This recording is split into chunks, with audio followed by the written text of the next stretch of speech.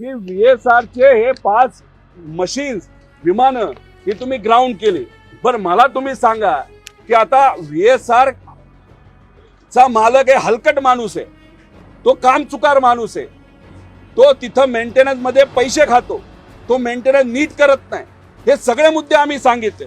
मग एखादा माणूस एखाद्या विषयामध्ये जर चोरी करत असेल, तो फक्त लेअर जेट मध्ये चोरी करणार आहे का? तो लेगेसी मध्ये चोरी करणार नाही का? तो ग्लोबल नावाच्या विमानामध्ये जे काही त्याच्याकडे आहेत त्याच्यामध्ये तो चोरी करणार नाही का? बीच क्राफ्ट नावाचं विमान त्यात तो चोरी करणार नाही का? चोरी करणारा माणूस आणि मर्डर करणारा माणूस आणि सिरियल किलर हा काय एकाच विषयामध्ये तो फक्त त्या बाबतीत तसा वागतो असं नाही, सगळ्याच बाबतीत तो वागतो. आणि जर तुम्ही जर त्याचं लेअर जेटच्या बाबतीत काही नॉन कम्प्लायन्सेस आहेत असं सांगत असाल तर त्याचे नॉन कम्प्लायन्सेस बाकी विमानामध्ये 100% तिथं असू शकतात. आणि त्या विमानामध्ये आज या राज्याचे मुख्यमंत्री सुद्धा त्या ठिकाणी ट्रॅव्हल करतात, उपमुख्यमंत्री जे दुसरे आहेत ते सुद्धा त्याच्यामधून त्या ठिकाणी प्रवास करतात, सेलिब्रिटी प्रवास करतात, क्रिकेटर पिक्चरवाले लोक असतील, बिझनेसमॅन प्रवास करतात. मग जर तुम्ही 5 विमानं ग्राउंड करत असाल तर मग बाकीची विमानं उडवत ठेवायला धंदा करायला तुम्हाला कुणी सांगितलंय?